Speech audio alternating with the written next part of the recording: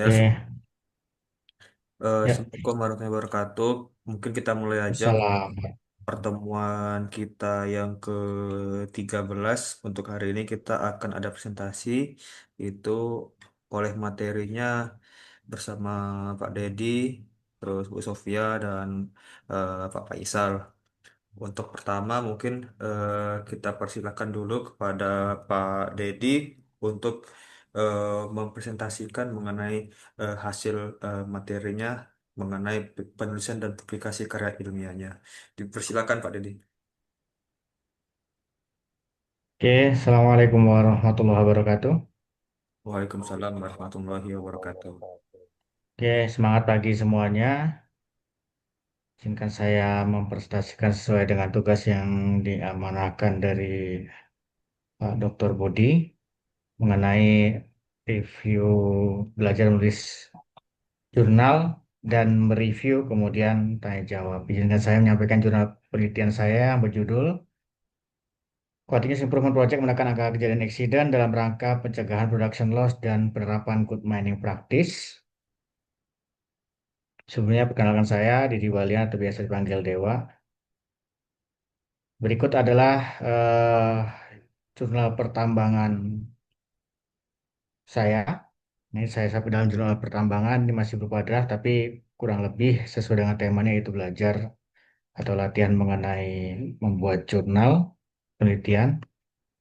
Ini jurnal ini berjudul CIP menekan kejadian eksiden. Dalam abstrak kita lihat di mana latar belakang, tujuan, dan hasil yang diperoleh dengan adanya continuous improvement dalam penelitian ini.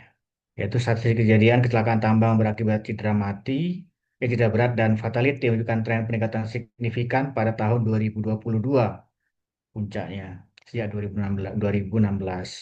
Sehingga Dirjen Minerba memperketat regulasi mengenai keselamatan pertambangan, bahkan diatur bahwa operasional suatu area pertambangan harus dihentikan jika terjadi fatality hingga komitmen perbaikan telah dilaksanakan.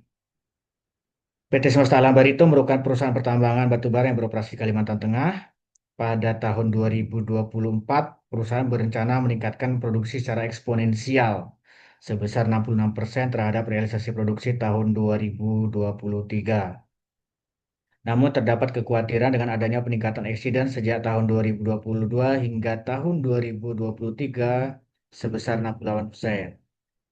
Tujuan penelitian ini adalah mengevaluasi eksiden dan efeknya terhadap kapasitas produksi, mengukur implementasi keselamatan pertambangan sebagai penerapan good mining practice, dan menentukan upaya improvement untuk menekan jumlah eksiden. Metode yang digunakan dalam penelitian ini adalah mengevaluasi kejadian eksiden, mengukur safety maturity level, mengukur implementasi SMKP, menganalisis penyebab tingginya angka eksiden menggunakan analisis Ishikawa diagram, kemudian kombinasikan dengan SWOT analysis untuk menentukan improvement yang tepat dan komprehensif.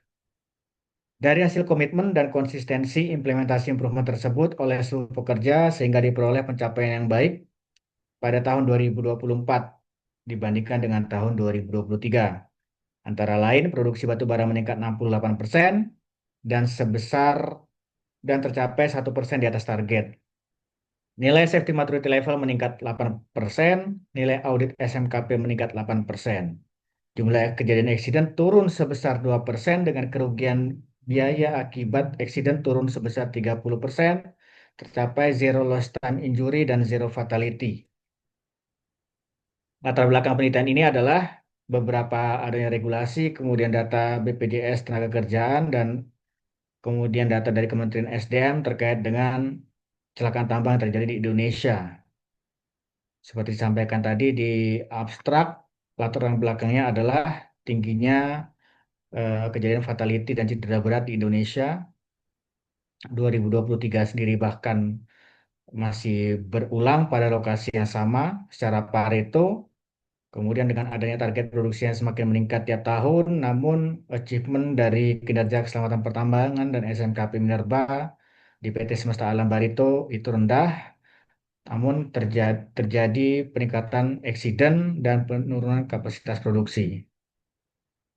Dan ini juga dipilah berdasarkan beberapa penelitian sebelumnya, yaitu penelitian sebelumnya belum pernah melakukan apa namanya analisis secara komprehensif, kemudian menentukan improvement terkait dengan keselamatan pertambangan baik dari jurnal nasional maupun internasional. Ini metode penelitian yang digunakan. Tadi jelaskan bahwasannya metodenya yaitu kuantitatif dan kualitatif deskriptif pada populasi sejumlah 950 pekerja tambang yang ada di PT Semesta Alam Barito. Kemudian untuk sampelnya dihitung menggunakan formulasi sampling Slovin sesuai dengan rekomendasi Kepdirjen Minerba 185 dan Kepdirjen nomor 10 tahun 2008 Kepdirjen Minerba nomor 10 tahun 2023. Tempat yang melakukan penelitian yaitu di PT Semesta Alam Barito dan waktunya review tahun 2023 dan improvement pada tahun 2024. Ini adalah proses bisnis pertambangan di PT Semesta Alam Barito dan ini adalah time project PDCA pelaksanaan Continuous Improvement Project. Berikut adalah tahapan penelitian yang dilakukan dan hasilnya adalah eh, ini kita yakini bahwa eh, untuk melakukan perubahan itu harus dilakukan dari sisi level atas. Komitmen top to down itu jelas bisa merubah suatu visi misi untuk mencapai suatu target yang diinginkan. Sehingga kita buat semacam komitmen manajemen untuk mengikat semua pekerja tambang di area PT Semesta Alam Barito. Kemudian dari hasil investigasi beberapa kali kejadian eksiden di perusahaan tambang tersebut di PT Semesta Alam Barito menggunakan analisis 4E dari segi man material machine method diketahuilah adanya beberapa gap dan diidentifikasi secara keseluruhan kemudian kita turunkan menjadi Ishikawa diagram kita analisis mengapa terjadi peningkatan 68% accident dan safety culture-nya rendah pada tahun 2023. Dari main material machine method, kita analisis hingga akar terkecil kurang lebih penyebabnya adalah mengarah pada hal yang sama, yaitu kurangnya kendali manajemen. Kemudian kita analisis lagi mengenai kondisi perusahaan dari segi strength, weakness, opportunities, dan threat, sehingga didapatlah beberapa strategi SO, WO, ST, dan WT. Kemudian dari kombinasi antara beberapa tadi analisis, diperolehlah bahwasanya kenapa eksiden meningkat 68% dan safety culture rendah itu karena kurangnya kendali manajemen. Pada intinya apa? Itu rendahnya safety, operation, leadership, dan proses business ownership dari pekerja, pengawas, dan manajemen. Kemudian dari sana kemudian ditentukanlah sebuah improvement dengan program besar yang dinamakan Insan SAB berbudaya KPLH yang berfokus pada people management dan people development sehingga menuntut pelaksanaan dan peningkatan safety leadership dan proses business ownership pada setiap personel di semua posisi dan jabatan. Ini adalah beberapa improvement yang dilakukan sesuai rekomendasi dari penulis dalam jurnal penelitian tersebut. Kemudian apa yang diimprove yaitu dari segi keselamatan kerja sesuai dengan juknis dalam pedoman good mining practice lampiran 3 tentang keselamatan pertambangan terkait keselamatan kerja halaman 145 sampai 149 yang dibagi menjadi 4 bab. Apa yang diimprove? Ini dari segi manajemen risiko dan maka dengan HIRA DC ini kita buat seperti ini untuk manajemen risiko. Kemudian inilah program keselamatan kerja yang dibuat, dicanangkan berdasarkan rekomendasi penelitian. Ini adalah diklat yang dilakukan, kemudian bab berikutnya terkait kampanye dibuat seperti ini dari berupa foto, video, flyer, dan lain sebagainya. Kemudian dari segi administrasi sudah mulai menunjukkan kepatuhan dari mulai catatan buku tambang, laporan bulan kecelakaan tambang, kemudian RKAB per periodik triwulan, kemudian ada laporan internal audit SMKP, dan laporan penilaian safety maturity level. Dari segi manajemen keadaan darurat, dibentuklah sesuai dengan rekomendasi, yaitu dilakukan pembentukan Emergency Response Team yang diberi nama Mandau Rescue Team yang dibentuk langsung di bawah pengawasan KTT. Inspeksi dilakukan sudah mulai rutin, dijadwalkan, diplanningkan, kemudian dilaksanakan menggunakan checklist inspeksi, baik untuk mencegah cedera pada orang dan kerugian kerusakan pada alat. Ini adalah investigasi eksiden, eh, menjadi rekomendasi juga adanya pelaporan setiap terjadi insiden maupun eksiden. Dilakukan investigasi sehingga diperoleh akar terkecil masalah dan keluarlah rekomendasi. Ini komitmen perusahaan yang mulai dijalankan dengan adanya tanda tangan bersama dan dilaksanakan, dan di log pelaksanaannya menggunakan monitoring dan reward punishment based on aturan baku dan peraturan perusahaan. Ini adalah teknologi yang diimplementasikan untuk keselamatan pertambangan. Kemudian CSMS tadi yang disebutkan dalam improvement 4M tambah 1E. Nah, dari beberapa improvement tadi, dievaluasilah kembali, direview pencapaian 2023 terhadap 2024 setelah penerapan improvement. 2023 itu tercapai 47,74%, ada peningkatan pada tahun 2024 di 51,58%. Begitu juga dengan kinerja keselamatan pertambangan pada tahun 2023 itu 59%, dan 64% pada 2024. Memang masih skala reaktif, namun terlihat 2024 dari segi tanggung jawab pimpinan unit kerja sudah mencapai level terencana. Terlihat bahwasanya dari manajemen itu berkomitmen untuk melakukan perubahan sehingga dibuatlah suatu kebijakan dan peraturan perusahaan untuk mendukung implementasi keselamatan pertambangan. Kemudian impact-nya lagi improvement tadi, kita lihat bahwasanya tahun 2023 itu terjadi 42 kali accident, tapi tahun 2024 itu terjadi penurunan menjadi 41 kali accident. Terlihat memang sepertinya hanya penurunan, tapi dari segi total kerugian biaya itu kita bisa saving atau reduce di 900 juta selisihnya dengan kerugian akibat property damage pada tahun 2023 terhadap tahun 2024. Kemudian dari segi produksi, yang sebelumnya hanya tercapai 503.000 dalam satu tahun dengan produksi produk metallurgical ini, tahun 2024 tercapai 847.000, tercapai 101%, dan terjadi peningkatan yang signifikan 68% dari tahun sebelumnya. Kurang lebih demikian yang bisa saya sampaikan. Ini beberapa daftar pustaka yang digunakan dalam penelitian ini. Selanjutnya saya serahkan kepada moderator untuk tanya jawab.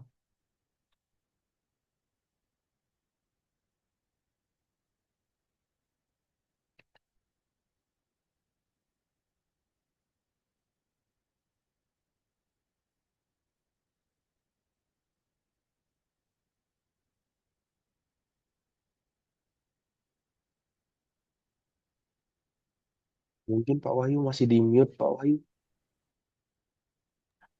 Baik, terima kasih atas presentasinya Pak Dedi. Namun ini kita ada beberapa poin yang eh, dapat ya dari hasil presentasi tadi, mengenai baik itu mengenai metodologi, hasil penelitian, lalu kemudian faktor manusia, implementasi dari SKP dan regulasi tadi, ekonomi dan dampak, dan keterbatasan dan rencana lanjutan.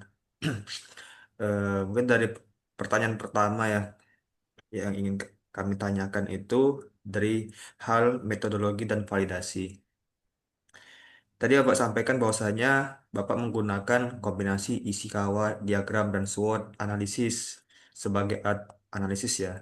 Nah, kenapa Bapak pilih metode tersebut sebagai alat analisis? Eh, Terus kenapa tidak menggunakan mungkin metode lain, mungkin seperti FMEA atau HAZOP seperti itu? Bisa dijelaskan Pak Dedi? Baik, Makasih atas pertanyaannya. Kalau melihat tadi apa yang saya presentasikan, FMEA juga semacam analisis, HAZOP juga analisis.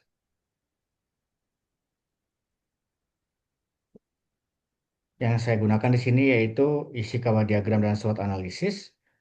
Karena seperti yang disampaikan tadi, metode yang digunakan ini adalah analisis kualitatif, deskriptif, dan kuantitatif.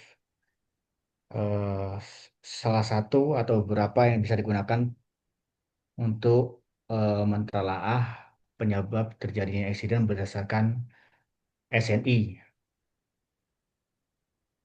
SNI mengenai investigasi kecelakaan. Banyak tools yang bisa digunakan, root cause analysis. Saya memilih Ishikawa diagram supaya bisa mengelompokkan berbagai penyebab hasil investigasi. Kenapa sih eksiden itu terjadi? Itu yang paling ideal menurut saya menggunakan Ishikawa diagram atau fishbone analysis. Kemudian SWOT analysis adalah untuk evaluasi atau mengidentifikasi kelebihan kekurangan eh, kemudian apa yang menjadi ancaman dalam suatu perusahaan sehingga improvementnya nanti lebih tepat ketika kita akomodir.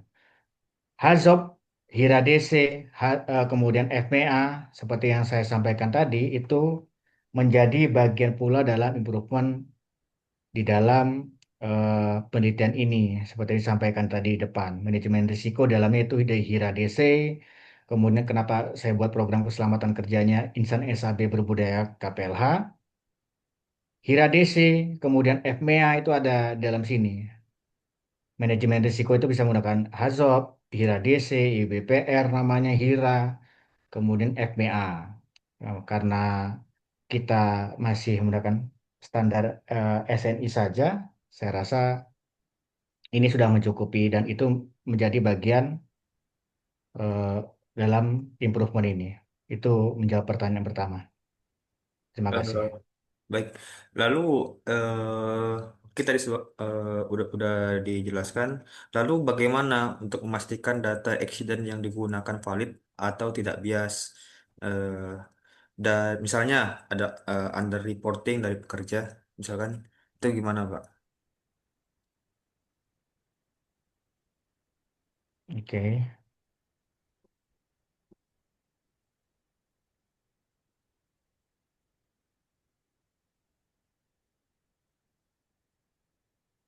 Oke, supaya tidak terjadi miss bahwa sudah memastikan data itu benar, kita mengacu pada SNI, petunjuk teknis yang kita gunakan terkait dengan investigasi dan prosedur yang berlaku di perusahaan. Sehingga source data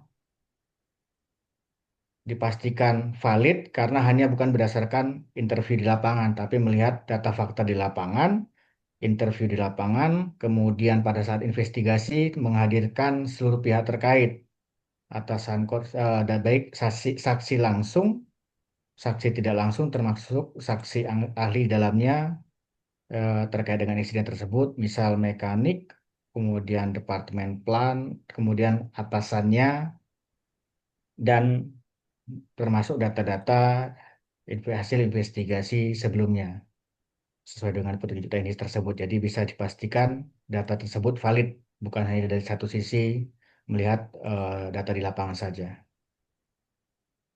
Terima kasih. Oke, tadi kan ada juga rumus Slovin ya yang digunakan untuk sampling responden. Kalau dari Bapak, bagaimana itu memastikan eh, bahwasanya itu sampel itu representatif terhadap populasi dari yang Bapak ambil tadi 950 pekerja ya? Ya, kalau bicara 950 pekerja itu adalah plan yang ditentukan sesuai dengan jumlah tenaga kerja yang disubmit dalam RKAB perusahaan. Dengan dari dokumen resmi tersebut, kemudian kita pastikan lagi tercatat memang pada akhir tahun lebih dari yang kita planningkan menjadi 992 pekerja. Kemudian dari total 992 pekerja itu kita gunakan rumus atau persamaan metode Slovin ini karena inilah yang diminta berdasarkan Dirjen Minerba nomor 10 tahun 2003 dan Dirjen 185 tahun 2019 dalam audit SMKP Minerba. Untuk apa? Sehingga terwakili semua eh, dari sejumlah 992 atau 950 pekerja ini, samplingnya sudah sesuai semua per jabatan masing atau per posisi masing-masing dan bisa mewakili dari keseluruhan karyawan yang ada di perusahaan. Terlihat di sini dari sejumlah 992 pekerja, untuk metode dari kuesioner sendiri itu ada 285, kemudian dari saat fokus discussion group itu ada 82 orang yang terlibat di sana, kemudian dari interview di lapangan itu ada 68 orang dari 992 dari masing-masing departemen dan posisi atau jabatan. Terima kasih. Baik. Eh, Membahas mengenai hasil dan interpretasi ya. Bahwasanya dikatakan bahwasanya produksi meningkat 68%, tapi eksiden hanya turun 2%. Bagaimana menjelaskan gap ini? Eh, apakah improvement lebih fokus pada produktivitas daripada keselamatan?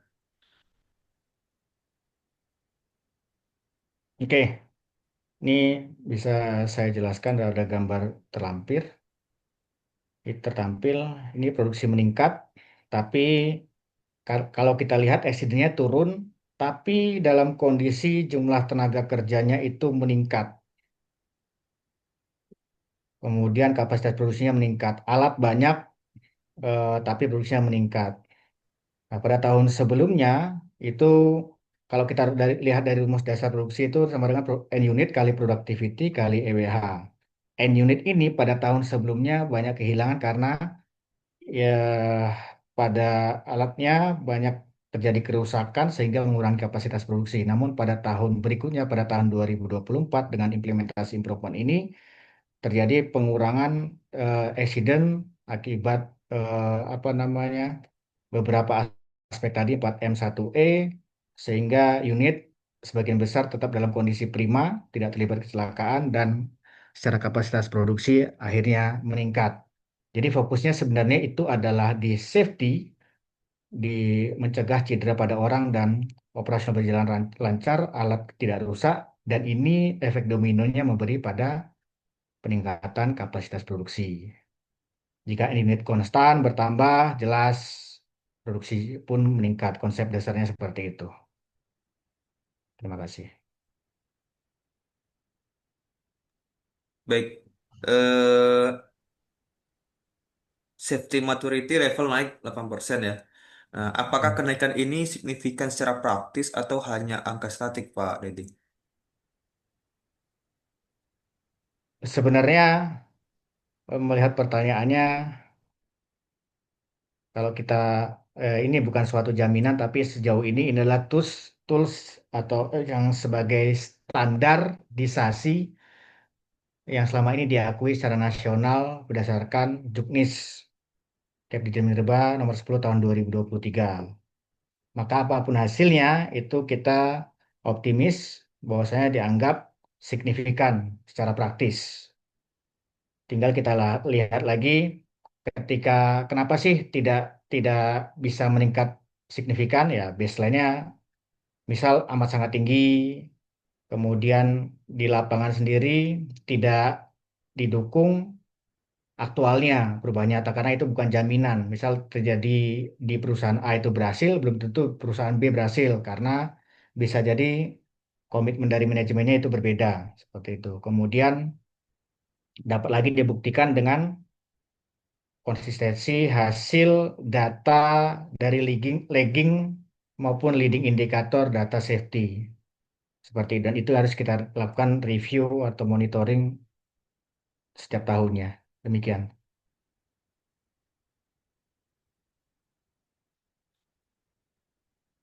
Masih mute, Pak? Oke, lalu bagaimana mengatur kebiasaan zero fatality dalam konteks keberlanjutan? Apakah cukup 1 tahun observasi atau bagaimana, Pak Dedi? Oke. Oke, kalau bicara konteks berkelanjutan sebenarnya itu sepanjang tahun sampai tutup tambang. Tapi Kalau bicara setahun itu cukup atau tidak, tentu tidak cukup.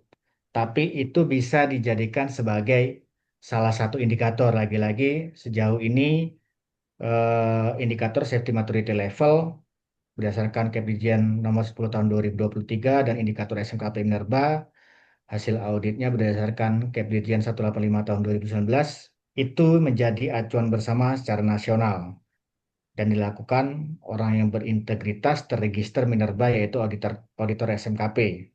Artinya ketika ada perubahan implementasi SMKP maupun safety maturity levelnya tahun ke tahunnya ataupun hanya 1 tahun, eh, kita optimis bahwasanya itu bisa mewakili secara keseluruhan dan itu bisa dinyatakan ya keberlanjutan. Apakah 1 tahun bisa mewakili? Bisa.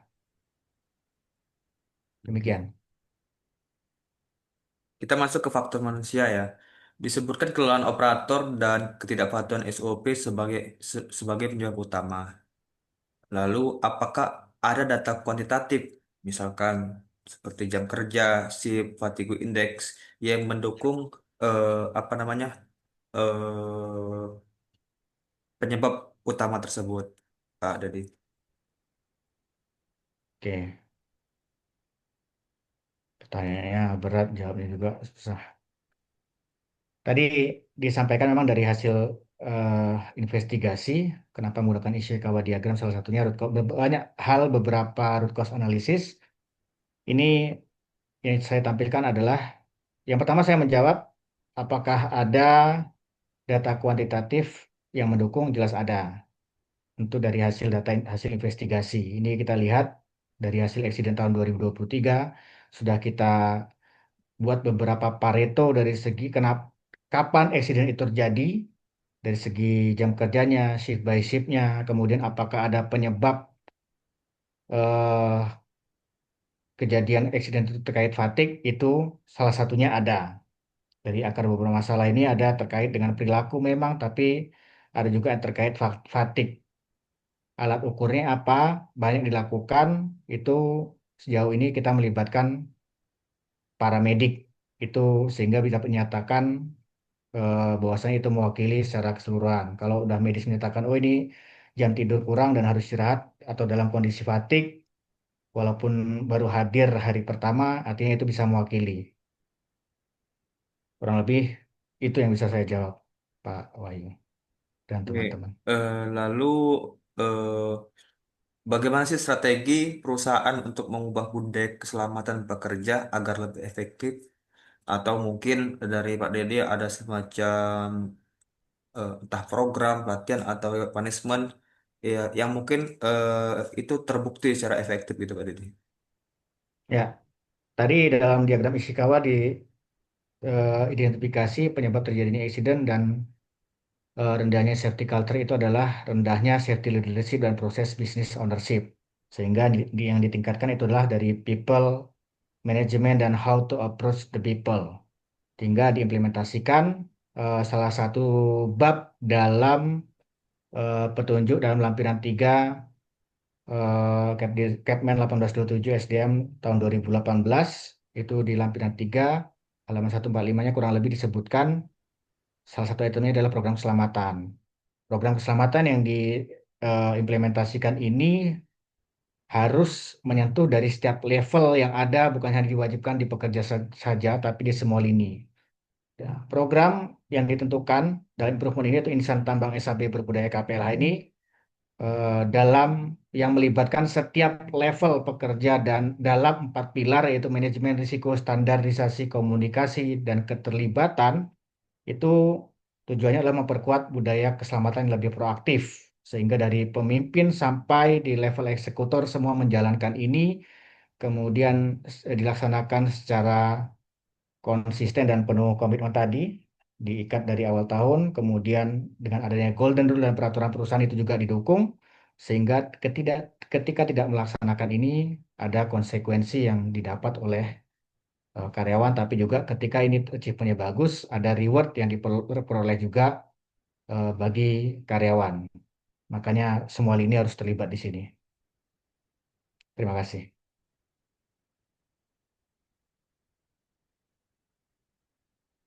Masih mute, Pak.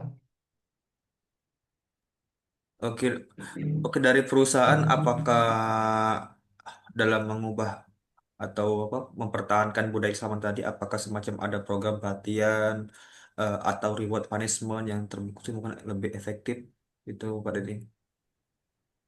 Ya, ini saya buatkan. Memang reward punishment itu berdasarkan jurnal penelitian juga itu jelas terbukti efektif. Tapi bukan hanya berat di satu sisi saja, di punishment saja. Ini efektif. Tentu ketika kita hanya fokus di punishment, ini bahkan menimbulkan perilaku yang negatif. Orang jadi demotivasi untuk menjalankan improvement yang telah menjadi rekomendasi penelitian ini.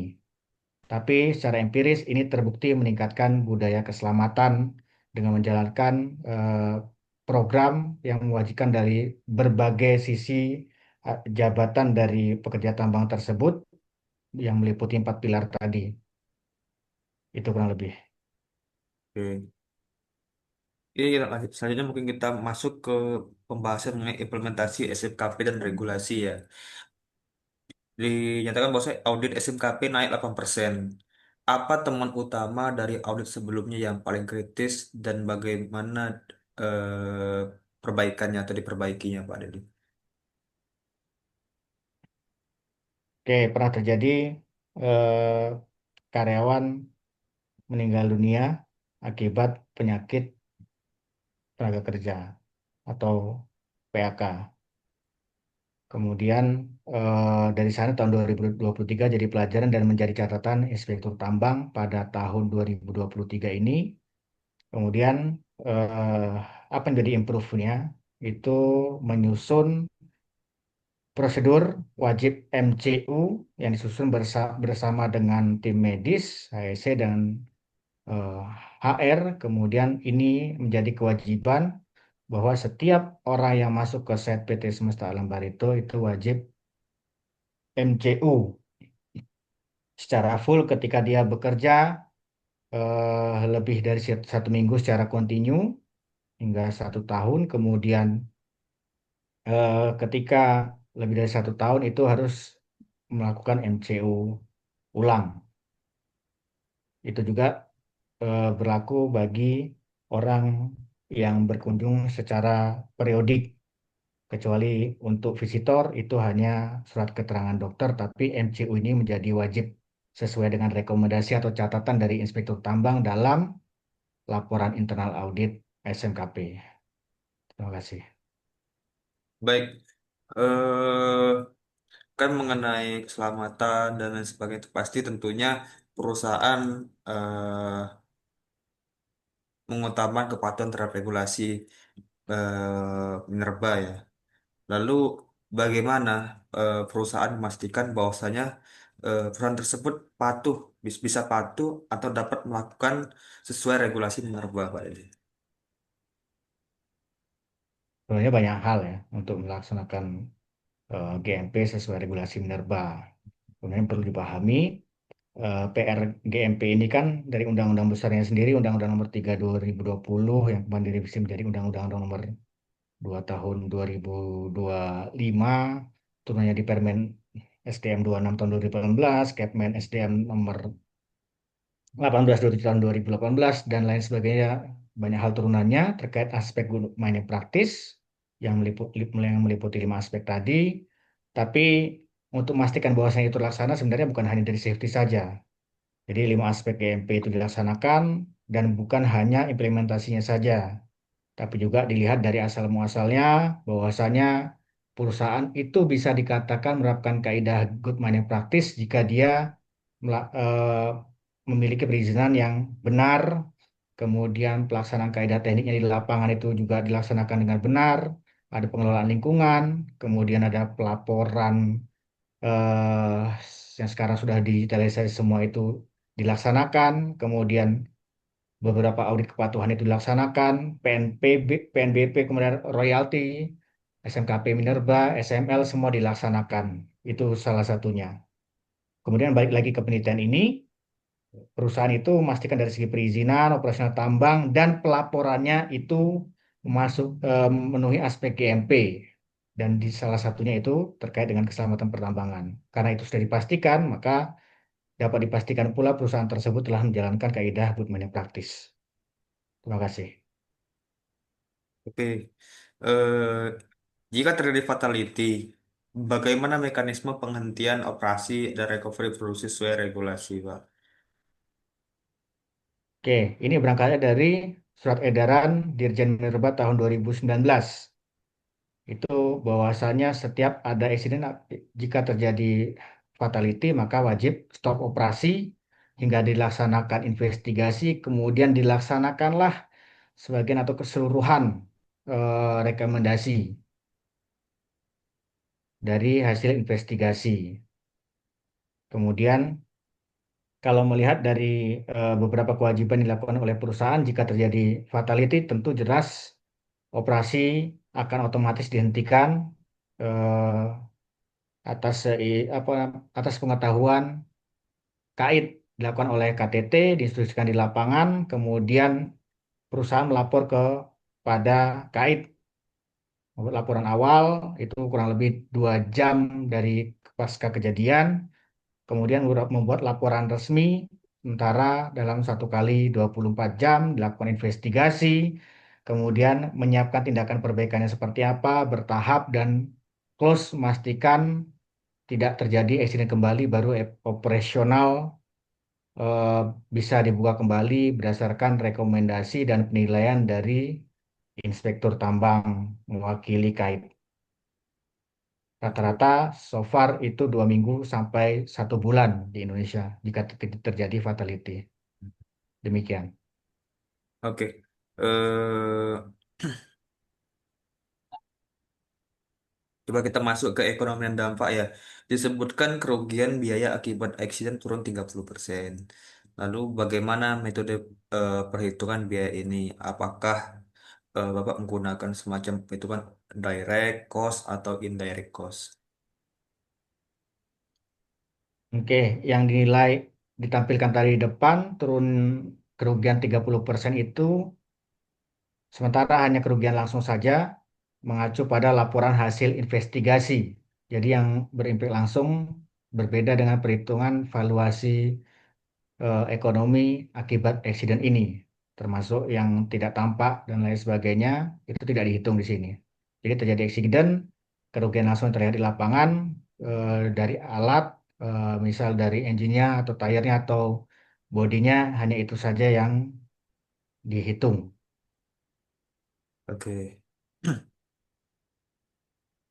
Dalam kita perbaikan keberlanjutan atau continuous improvement keselamatan ya, tentu kan ada semacam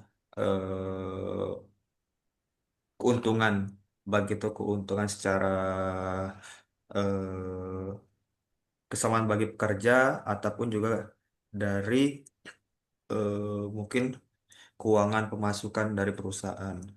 Nah, kalau kita berbicara mengenai keekonomian, apakah ada semacam estimasi ROI dari program Continuous Improvement Keselamatan ini, Pak? Terima kasih Pak Wahyu. Jadi eh, biasanya di manajemen pelatihan itu memang wajib dihitung yang namanya ROI atau ROTI, bisa kita nyebutnya Return of Investment. Jadi kalau melihat bagaimana cara menghitung eh, impact dari CI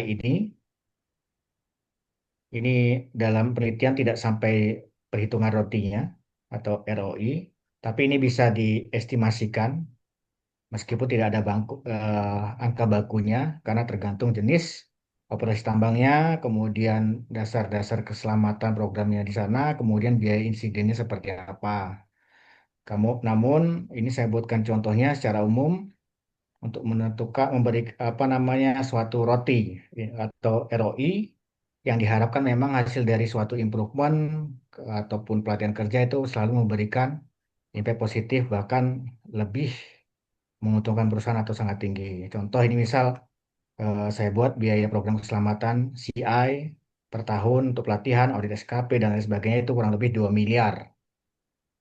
Besar memang, tapi ada penghematan potensialnya, penurunan tadi lost time injury misalnya, tadinya sering LTI turun 50%, kemudian kerusakan alat berkurang menjadi 5 jam saja dalam 1 minggu, kemudian pencegahan minimal satu insiden besar per tahun tadi, total semuanya kurang lebih 12 miliar misalnya. Kemudian ROI atau rotinya itu dapat dihitung dengan cara 12 miliar ini hasil dari apa nama yang kita peroleh keuntungan tadi dikurangi dengan biaya semua continuous improvement tadi dalam lingkup yang sama dalam 1 tahun dibagi dengan biaya program CI-nya. Jadi 10 per 2 kali 100%. Yaitu tadi kan 5 dikalikan 100% berarti 500%. Jadi kurang lebih 5 kali lipat ternyata memberikan impact positif di lapangan dengan kita mengeluarkan budget yang banyak untuk CI terkait dengan keselamatan pertambangan ini ya. Kurang lebih seperti itu cara menghitungnya. Oke, jadi dari secara keseluruhan, eh, kalau dilihat, jadi bagaimana Pak dampak secara jangka panjang itu terhadap reputasi perusahaan dan trust kepercayaan pembeli batu bara? Oke, ini saya buat juga. Jadi memang eksiden dan keselamatan pertambangan ini punya dampak langsung dan jangka panjang, jelas. Kalau ada eksiden, dia stop operasi, kemudian ada fatality di sana, kita kembalikan pekerja yang apa namanya, yang fatal tersebut ke keluarganya, kemudian terbangun citra yang negatif terkait perusahaan karena tidak perhatian terkait dengan keselamatan pertambangan, orang akan menilai kemudian eh, bisa masuk berita yang negatif dalam suatu media, dan ini jika terdengar di mana-mana, sama halnya ketika kita udah standarisasi ISO OSAS, kemudian SNI, SMKP Minerba, SML, ataupun SMK 3 itu memberikan citra positif, bahkan itu ke level bayar dan pemerintah. Tapi ketika terjadi suatu accident atau fatality sama halnya tadi, ini sebaliknya, jika terjadi accident maka memberikan citra buruk, orang akan memiliki yang tadinya membeli batu bara kita, trustnya akan semakin menurun karena tidak ada jaminan batu bara akan tersuplai kontinu kepada buyer tersebut secara quantity maupun quality, karena awareness safety-nya kurang, takut terjadi fatality. Nanti suatu saat operasi, supply dari batu bara tersebut karena di stop pemerintah artinya tidak continue atau berkelanjutan sehingga berkuranglah trust dari pembeli, kemudian reputasi perusahaan tersebut menjadi menurun. Seperti itu. Baik, eh kalau oke, mungkin ini poin terakhir mengenai keterbatasan rencana lanjutan. Penelitian kan hanya dilakukan dalam 1 tahun atau dalam kurun waktu 1 tahun. Lalu bagaimana menjamin konsistensi hasil improvement dalam jangka panjang? Oke. Jadi saya sampaikan bahwasannya memang CI ini di PT SAB hanya berlangsung 1 tahun. Jadi konsistennya memang harus dijaga dengan integrasi temuan dalam suatu SMKP, prosedur, sehingga ini eh, prosedur yang diperbaiki ini tadi menjadi bagian dari praktik rutin, tidak tergantung pada suatu individu tertentu, tapi sudah tersistem dengan baik. Kemudian adanya harus dilakukan penerapan KPI atau Key Performance Indicator terkait keselamatan, kemudian ada monitoring berkala, ada audit internal maupun eksternal secara berkala untuk memastikan bahwasannya perbaikan tersebut terus dievaluasi dan sesuaikan dengan kondisi operasional yang dinamis. Dan lagi-lagi adanya 2 juknis audit yang dilakukan dalam 1 tahun, baik safety maturity level maupun audit SMKP, itu bisa menjadi bagian dan bisa menjamin adanya apa namanya konsistensi dari sebuah improvement yang dilaksanakan dari tahun ke tahun. Itu adalah alat ukurnya berdasarkan regulasinya. Demikian, Pak. Baik, eh, apakah model continuous improvement ini bisa direplikasi di tambang lain dengan kondisi berbeda, Pak? Karena kan ini kan secara konsep atau secara penelitian Bapak kan menggunakan mungkin di area SAB. Nah, kalau seandainya kita lakukan model continuous improvement yang Bapak teliti ini di tempat lain, apakah itu masih applicable atau bagaimana, Pak? Oke, apakah bisa direplikasi? Tentu bisa. Jadi semua CI dari suatu perusahaan yang diimprove menjadi jurnal penelitian dan ada rekomendasi penelitian di sana itu bisa diadop. Hanya saja tetap dalam implementasinya harus mempertimbangkan dari karakteristik teknis site-nya, misal tipe tambangnya open pit atau underground. Kalau underground jelas beda karena SHB open pit. Metode penambangannya, secara geologi dan lain sebagainya. Profil tenaga kerjanya seperti apa, kompetensi, pengalaman dan lain sebagainya. Kalau sama-sama rendah, ya kurang lebih ini bisa diimplementasikan. Tapi kalau sudah dia tersistem dengan baik, artinya kita hanya tinggal peningkatan saja. Seperti itu kemudian dari regulasi dan izinnya seperti apa. Karena beda regulasi dari daerah setempat, kemudian kewajiban AMDAL, sistem pelaporannya itu akan beda-beda, sehingga apa yang dilakukan perusahaan tersebut tentu akan berbeda pula. Kemudian dari perusahaan yang jarang melakukan kepengawasan di dalamnya tentu implementasinya akan sulit juga, itu, karena tidak didukung oleh pemerintah setempat.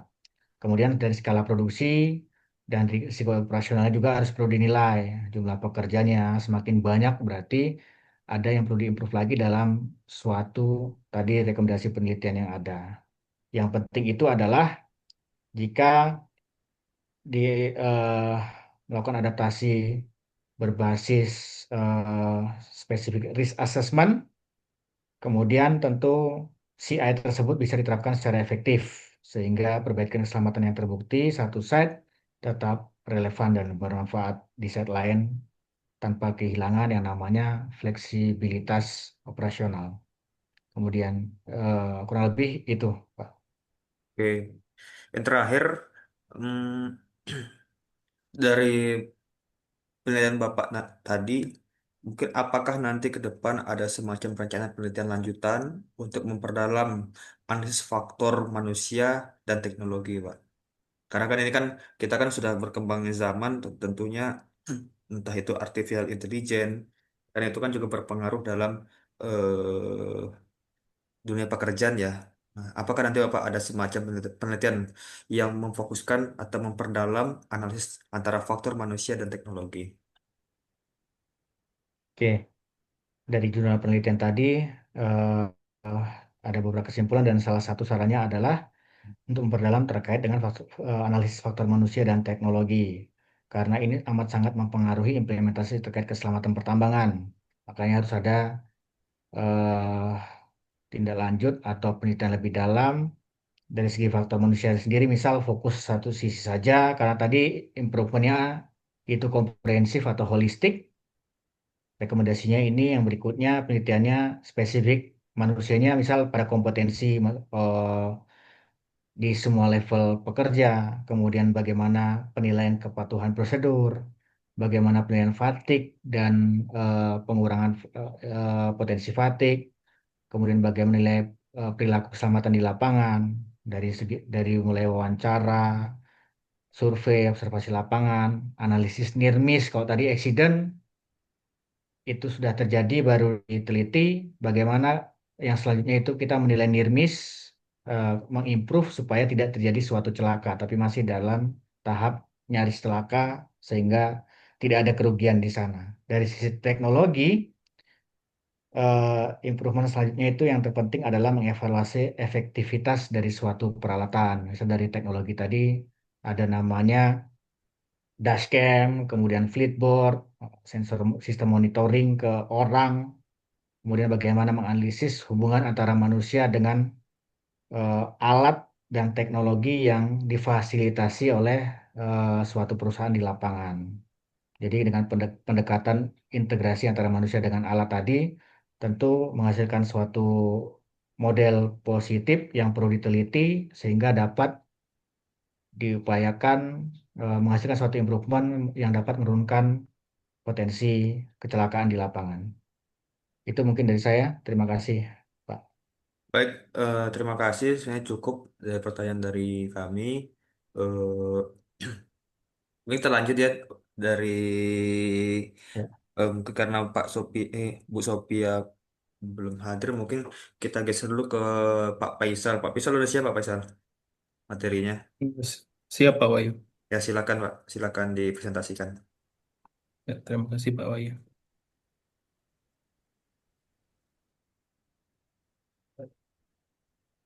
Ini udah tampil ya Pak Wahyu. Ya sudah. Ya. Assalamualaikum warahmatullahi wabarakatuh. Selamat sore. Assalamualaikum warahmatullahi wabarakatuh. Izin Pak Wahyu dan teman-teman saya menyampaikan hasil tulisan saya ya dalam bentuk paper ini. Dengan judul Analisa Penilaian Sistem Manajemen Keselamatan Pertambangan atau SMKP pada perusahaan PT Trimata Benua. Latar belakang kita, latar belakang yang saya buat adalah di mana apa itu SMKP. SMKP adalah bagian dari sistem manajemen perusahaan secara keseluruhan dalam rangka pengendalian risiko keselamatan pertambangan, di mana tujuannya untuk menciptakan tempat kerja yang aman, efisiensi, dan produktif. Komponen utama SMKP terdiri dari keselamatan, kesehatan kerja atau ketika pertambangan, dan keselamatan operasi atau KO pertambangan. Dasar hukum untuk SMKP ini Kepmen 1827 sebagai pedoman dan Kepdirjen 185 untuk tujuh teknisnya. Untuk elemen dalam penilaian SMKP terdiri dari tujuh elemen atau yang biasa yang kita ketahui itu terdiri dari satu kebijakan di mana untuk persentasenya 10% yang terdiri dari komitmen tertulis perusahaan terhadap keselamatan pertambangan. Yang kedua, perencanaan yang terdiri dari 15%. Untuk proses penilaian terdiri dari proses identifikasi risiko, penetapan tujuan, sarana dan program. Yang ketiga, organisasi personil 17%, struktur, tanggung jawab, wewenang, dan kompetensi. Yang keempat, implementasi 35%, yang terdiri dari pelaksanaan prosedur, pengelolaan lingkungan kerja, kesehatan, dan operasi. Yang kelima, pemantauan dan evaluasi 15%, yang terdiri dari inspeksi, audit, dan pengukuran kinerja tindak lanjut. Yang keenam, dokumentasi 3%, yang dimana terdiri dari pengendalian dokumen dan rekaman terkait SMKP. Yang terakhir, 7, tinjauan manajemen 5%, yang terdiri dari evaluasi manajemen puncak untuk peningkatan berkelanjutan. Ini untuk elemen untuk penilaian yang dilakukan oleh saya, ya dengan dasar base-nya dari kebijakan yang tadi di Kepdirjen 185 tahun 2019 sebagai petunjuk teknisnya. Yang berikutnya, ini hasil audit dari SMKP PT Trimata Benua yang dilaksanakan oleh auditor mereka dengan skor akhir di mana skor tercapai yang dikeluarkan oleh mereka 60,8% dengan tingkat kepatuhan hanya sekitar 24% dari item temuan mereka. Untuk analisis gap yang rincian ketidaksesuaian per elemen, di mana meskipun skor mereka yang dicapai 60,38%, terdapat 71 dari 95 item yang masih memerlukan perbaikan. Untuk implementasi elemen dengan dasar gap, elemen kebijakan jumlah item 5, sedangkan jumlah yang sesuai 1 dan perlu diperbaiki 4. Untuk perencanaan 9 dan sesuainya hanya 1, perlu diperbaiki 8. Untuk organisasi dan personel jumlah itemnya 18, sesuainya hanya 8 dan perlu diperbaikan 10. Untuk implementasi jumlah itemnya 38, jumlah sesuainya hanya 8, perlu perbaikan 30. Pemantauan dan evaluasi jumlah item 15, jumlah sesuai 5, perlu perbaikan 10. Dokumentasi jumlah item 4, jumlah sesuai tidak ada, perlu perbaikan 4. Tinjauan manajemen itemnya 6, jumlah sesuai hanya 1, perlu perbaikan 5. Dan masih untuk rekomendasi prioritas yang dari tabel tersebut, Ini saya uraikan untuk elemen satu terdapat pemenuhi pemenuhi tiga persyaratan penyusunan kebijakan. Yang kedua, buat program kerja dari semua isi kebijakan. Yang yang berikutnya, lakukan penyesuaian kebijakan secara dinamis. Contoh kebijakan terkait pandemi. Yang keempatnya, evaluasi keterbatasan informasi tinjauan kebijakan. Elemen kedua, perencanaan yang prioritas perbaikan, sinkronisasi keselamatan yang ditetapkan. Yang kedua, libatkan seluruh pemangku kepentingan dalam manajemen risiko. Yang berikutnya, lakukan identifikasi keseluruhan bahaya dan pengendalian sesuai hierarki.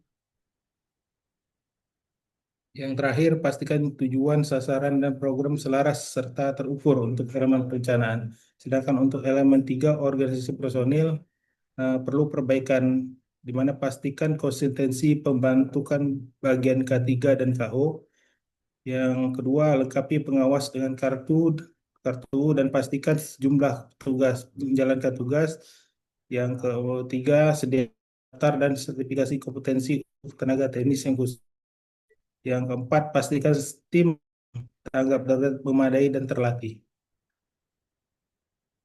Untuk rekomendasi area terbesar implementasi, ini terdapat banyak temuan yang tidak sesuaian untuk pengeluaran operasional, perbaikan penyusunan, penerapan evaluasi prosedur operasi izin kerja khusus serta penggunaan APD untuk pengelolaan lingkungan kerja, manajemen bahaya, kebisingan, getaran, pencahayaan, kualitas udara, iklim kerja, radiasi, dan faktor biologi kimia perlu perlu ditingkatkan secara signifikan. Pengelolaan kerja yang terdiri dari melengkapi pelaksanaan pemeriksaan kesehatan, P3K, pengelolaan kerja di area risiko tinggi, dan pengelolaan data kesehatan. Untuk pengelolaan keselamatan operasi atau KO, meningkatkan sistem pemeliharaan, pengamanan instansi, pengujian, menjalankan kelayakan sarana, dan evaluasi kajian teknis. Sedangkan untuk elemen kelima, pemantauan, terdapat ada tiga. Yang pertama, melaksanakan semua pemantauan kinerja dengan tujuan lingkungan kerja, kesehatan, dan KO. Untuk yang keduanya, dokumentasi hasil inspeksi dan buat rencana tindak lanjut. Yang ketiganya, lakukan evaluasi kepatuhan peraturan secara periodik. Dan untuk elemen keenam, dokumentasi, sahkan dan sosialisasikan manual SMKP. Yang kedua, terapkan prosedur pengendalian dokumen dan rekaman secara konsisten.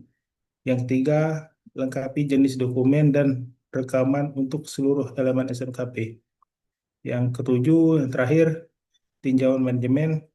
Lakukan tinjauan manajemen oleh pimpinan tertinggi secara berkala minimal 1 tahun sekali. Yang kedua, dokumentasi hasil tinjauan secara lengkap. Gunakan keluaran tinjauan untuk peningkatan kinerja. Adapun kesimpulan dari paper tulisan yang saya buat ini, di mana Dirjen 185 memberikan panduan penilaian yang jelas dan sangat membantu proses evaluasi. Yang kedua, panduan ini memungkinkan perusahaan untuk secara mandiri melihat kekurangan dan area peningkatan. Yang ketiga, PT perusahaan ini memperoleh nilai 60,8% yang menunjukkan bahwa fondasi SMKP sudah ada, namun masih banyak ruang untuk perlu perbaikan. Yang keempat, ditemukan 71 dari 95 item, sekitar 75% yang memerlukan tindakan perbaikan, mengindikasikan adanya gap yang signifikan antar praktik di lapangan dengan standar yang telah ditetapkan. Saran dan langkah selanjutnya, untuk meningkatkan skor yang lebih penting menjamin keselamatan di lingkungan kerja, perusahaan disarankan untuk mengambil langkah-langkah sebagai berikut. Yang pertama, fokus pada perbaikan internal. Gunakan hasil analisis ini untuk melakukan identifikasi akar masalah dari 71 temuan yang buat program perbaikan yang terstruktur dengan target waktu yang jelas untuk setiap item yang belum sesuai. Yang kedua, tingkat komitmen dan pelaporan. di mana laksanakan penerapan SMKP secara konsisten di semua level, lakukan audit internal secara berkala sebagai mekanisme kontrol, dan laporkan hasil kepada pemerintah sesuai peraturan untuk evaluasi dan pengawasan eksternal. Itu saja. Terima kasih, Pak Wahyu. Baik, Pak Faisal, terima kasih presentasinya. Kita masuk pertanyaan aja, Pak Faisal. Dari Ya, beberapa Pak.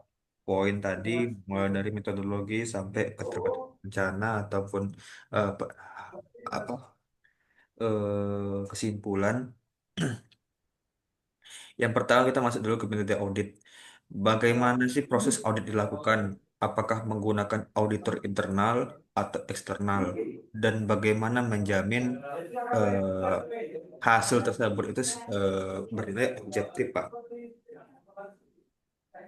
Proses audit ini dilakukan oleh audit internal SMKP yang mana audit tersebut mempunyai kompetensi dan terregistrasi oleh Dirjen Minerba, di mana untuk menjamin objektivitas sehingga audit internal dapat melakukan pra-audit, tetapi hasil resmi harus diidentifikasi eksternal agar tidak bias, yang dilakukan oleh biasanya dilakukan oleh pengawasan oleh inspektur tambang dan evaluasi oleh inspektur tambang nanti. Oke. Tadi disebutkan eh, hasil akhirnya hanya 60,38% ya. Nah, itu kenapa tuh, Pak? Kenapa hasil skornya hanya di 60,38%? Apakah ada faktor mungkin secara metodologis yang mempengaruhi dari hasil penilaian?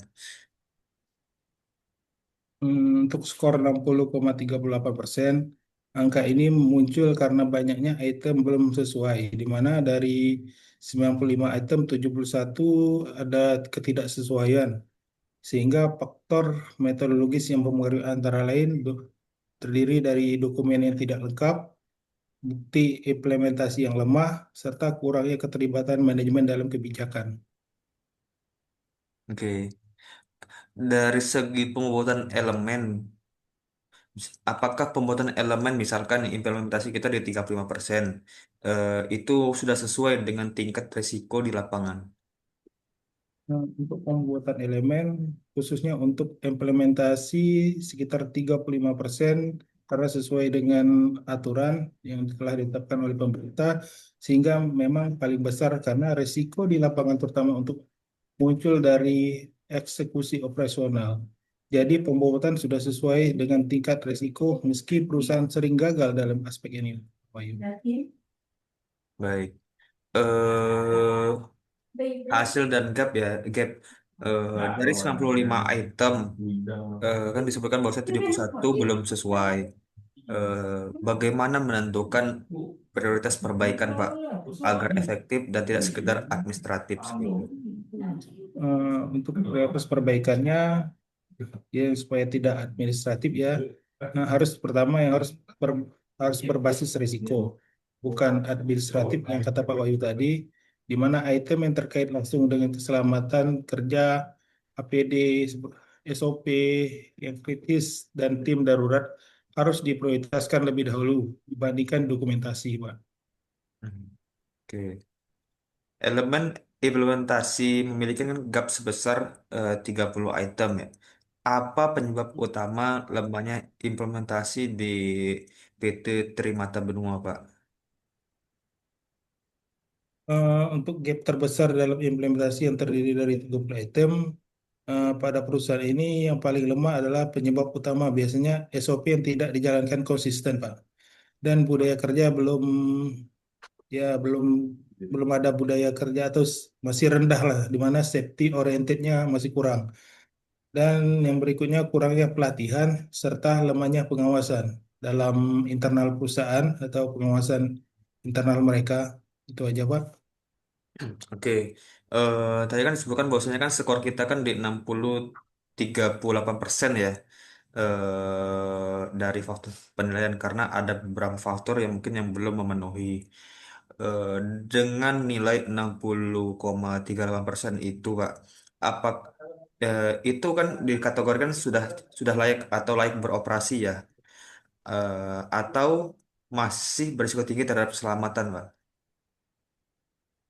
Untuk skor 60,38% ini secara umum, skor ini belum cukup untuk dikategorikan layak, di mana untuk layak penuh, layak operasi penuh, di mana masih adanya resiko tinggi, sehingga harus adanya corrective action atau corrective action plan sebelum operasi ini berlanjut, operasional perusahaan ini berlanjut. Oke. Kita masuk kebijakan komitmen. Kebijakan hanya memenuhi satu dari 5 item. Apakah ini menunjukkan lemahnya komitmen manajemen puncak terhadap keselamatan, Pak? Kebijakan yang hanya 1 dari 5 item, benar Pak. Ini menunjukkan bahwa lemahnya komitmen manajemen puncak, di mana tanpa kebijakan yang jelas, implementasi di lapangan tidak akan berjalan atau lemah. Itu aja Pak. Paling ya yang tidak ada yang mendukung kan ibaratnya nggak ada di lapangan itu tidak akan tercapai biarpun Hmm, eh, program yang ada tapi tanpa dukungan atau kebijakan dari manajemen. oke. Lalu bagaimana Pak strategi perusahaan untuk memastikan nih, kebijakan keselamatan benar-benar dipahami dan dijalani untuk semua level? Kebijakan perusahaan atau strategi perusahaan pertama kebijakan harus dikomunikasikan ke semua level melalui sosialisasi yang pertama, yang kedua pelatihan dan integrasi ke KPI, yang berikutnya evaluasi berkala memastikan kebijakan yang tidak hanya tertulis tetapi harus dijalankan. Oke. Kita masuk ke item prinsip KP berikutnya mengenai organisasi dan personel. Bagaimana memastikan kompetensi tenaga teknis khusus eh, sesuai regulasi, Pak? Kompetensi tenaga teknis harus sesuai dengan regulasi. Pertama harus diverifikasi melalui sertifikat atau sertifikat kompetennya resmi sesuai dengan Kepdirjen 185, Kepmen 1827 yang menjadi dasar base untuk ke pertambangan yang baik. Yang berikutnya audit kompetensi berkala yang diperlukan oleh perusahaan. Oke. Membahas mengenai personel. Apakah di PT Trimata Benua ini, Pak, dengan jumlah pengawas kerja yang sudah sebutkan itu sudah memadai dalam skala operasinya PT Trimata Benua? Untuk jumlah personil di mana pada perusahaan ini harus proporsional dengan jumlah skala operasi atau operasional perusahaan. Jika jumlah pengawas tidak sesuai, maka resiko overset akan meningkat tajam. Lalu, bagaimana kesiapan tim tanggap darurat diuji dan dipastikan bahwasanya efektif gitu, Pak? Untuk tim tanggap darurat yang efektif, di mana tim tanggap darurat atau harus efektif diuji melalui simulasi atau mock drill secara reguler dengan evaluasi hasil latihan untuk memastikan kesiapan yang nyata, Pak. Oke. Masuk ke aspek implementasi. eh, Mengapa aspek implementasi banyak eh, atau bisa dibilang paling banyak gagal? Apakah karena kurangnya SOP atau apakah mungkin dari penanganan APD-nya atau dari segi budaya kerja, Pak? Sehingga eh, aspek implementasi ini banyak eh, ya bisa dibilang paling banyak gagal gitu. Implementasi dalam elemen ini banyak gagal. Mengapa? Nah, biasanya karena kombinasi faktor, Pak, di mana SOP yang tidak lengkap, APD yang tidak tersedia atau tidak terpakai sama sekali, serta budaya kerja yang belum safety first. Oke. Ini aja, Pak, menurut saya. Ya, bagaimana perusahaan mengelola bahaya lingkungan kerja?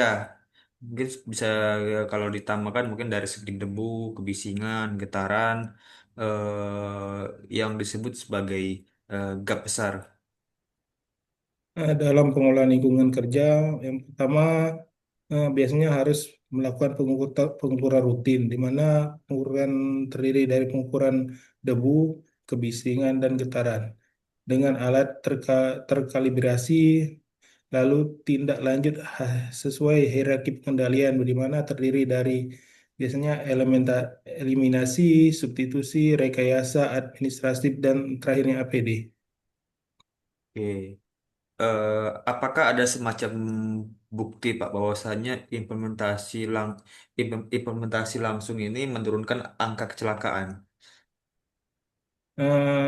Di mana untuk implementasi dapat menurunkan kecelakaan, studi tambang yang lainnya menunjukkan bahwa perbaikan implementasi misalnya disiplin APD, SOP langsung menurunkan angka kecelakaan yang signifikan, Pak.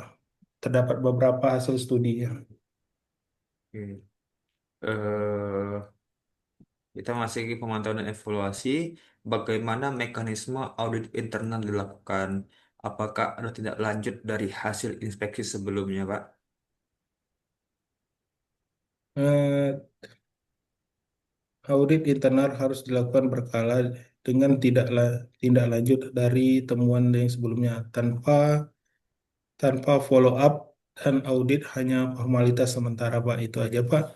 Kalau audit internal itu kan bersifat berkelanjutan, dan di mana untuk di mana hasil audit itu berbentuk temuan, sehingga seluruh temuan itu harus ditindaklanjuti tanpa ada follow up. Audit hanya sebatas formalitas saja, Pak. Oke. Eh, Tadi kan bahwasanya kan ada kita menggunakan statistik kecelakaan ya dalam pemantauan atau lagging lagging indikator. Nah, apakah perusahaan sudah menggunakan indikator leading, Pak? Mungkin dalam segi inspeksi, observasi perilaku dalam pemantauan dan evaluasi tersebut. Untuk indikator landing versus lagging, di mana lagging yang terdiri dari inspeksi, observasi, perilaku, near miss reporting harus dipakai agar pencegahan lebih proaktif, sedangkan untuk lagging atau statistik kecelakaan hanya menunjukkan hasil akhirnya saja, Pak. Oke. Masuk ke dokumentasi dan tinjauan manajemen. Mengapa dokumentasi mendapat skor 0 dari 4 item? Apakah manual SKP belum disahkan atau bagaimana Pak ini Pak? Kok bisa skor 0 kan dari 4 item? Untuk skor 0 pada dokumentasi, kemungkinan Pak Wahyu manual SKP belum dilaksanakan atau belum lengkap. Tanpa dokumen resmi dan bukti implementasi yang tidak valid, sehingga kami menilai bahwa tanpa adanya dokumen yang resmi, kami untuk saya melakukan untuk penilaian 0 untuk ini, Pak. Oke. Lalu juga ada tinjauan manajemen hanya satu dari 6 item. Apakah manajemen puncak kurang terlibat dalam evaluasi keselamatan dan ini bagaimana nih Pak terhadap manajemen ini dalam tinjauannya? Untuk tinjauan manajemen hanya satu dari 6 item ini menunjukkan bahwa manajemen puncak kurang terlibat, di mana keterlibatan mereka menjadi krusial dalam dalam untuk membudayakan budaya kerja, sehingga di mana item-item untuk tinjauan manajemen itu tidak ada sama sekali tanpa keterlibatan manajemen puncak, Pak. Oke. Kalau seandainya pun manajemen melakukan sebuah tinjauan, bagaimana memastikan hasil tinjauan manajemen itu digunakan untuk peningkatan keberlanjutan? Untuk peningkatan keberlanjutan, untuk untuk dalam tinjauan manajemen di dalam bentuk hasil tinjauan itu masuk ke dalam program rencana kerja tahunan dengan target perbaikan yang terukur, Pak. Oke. terakhir, keterbatasan dan rencana lanjutan, apakah hasil audit ini bisa dibandingkan dengan perusahaan tambang lain untuk benchmarking, Mbak? Karena kan Bapak kan untuk audit ini kan di PT Trimata Benua. Apakah hasil audit ini bisa kita gunakan sebagai acuan atau pembandingan seperti itu dengan perusahaan-perusahaan lainnya, Pak? Eh, Bisa Pak sebenarnya Pak. Dalam untuk benchmarking di mana hasil audit bisa dibandingkan dengan perusahaan tambang lain untuk melihat posisi relatif dari perusahaan atau pembanding yang lain, ini membantu menetapkan target yang realistis untuk perusahaan ini Pak. Oke. Bagaimana rencana jangka panjang PT Trimata Benua untuk meningkatkan skor SMKP di atas 50%, Pak? Apakah ada semacam rencana-rencana mungkin target atau yang dilakukan agar bisa meningkatnya tadi skornya? Perusahaan ini ha- untuk dalam peningkatan skor ini perusahaan sebenarnya harus membuat atau menyusun roadmap peningkatan SMKP dengan target antar jangka pendek, menengah dan jangka panjang perusahaan antar 1 sampai 2 tahun, 2 tahun sampai 3 tahun dan 3 tahun sampai 5 tahun, Pak. Jadi, apakah ada target waktu perbaikan untuk satu item yang belum selesai tadi, Pak? Untuk keterbatasan ini, untuk target ini, untuk 71 item, harusnya diprioritaskan terdiri dari untuk jangka pendek yang untuk kategori kritis, sedangkan untuk menengah, untuk yang kategori eh, minor, sedangkan untuk yang kategori panjang, untuk kategori yang mayor atau medium itu gimana nanti ini terdiri biasanya sesuai dari apa hasil dari audit atau kriteria kekritisan dari yang sesuai dari si auditor yang membuat nanti Pak sesuai untuk targetnya. Baik, eh ya mungkin itu saja Pak Faisal dari saya, dari kami pertanyaannya. Terima kasih atas presentasinya. Sebenarnya cukup untuk hari ini karena kebetulan Bu Sofia eh, mungkin berhalang karena ada kegiatan. Nanti kita lanjutkan di pertemuan eh, selanjutnya, ya Pak ya. Mungkin kita cukupkan dulu untuk hari ini. Saya akhiri. Assalamualaikum warahmatullahi wabarakatuh. Waalaikumsalam warahmatullahi wabarakatuh. Waalaikumsalam warahmatullahi wabarakatuh. Makasih Wahyu dan teman-teman semua. Ya.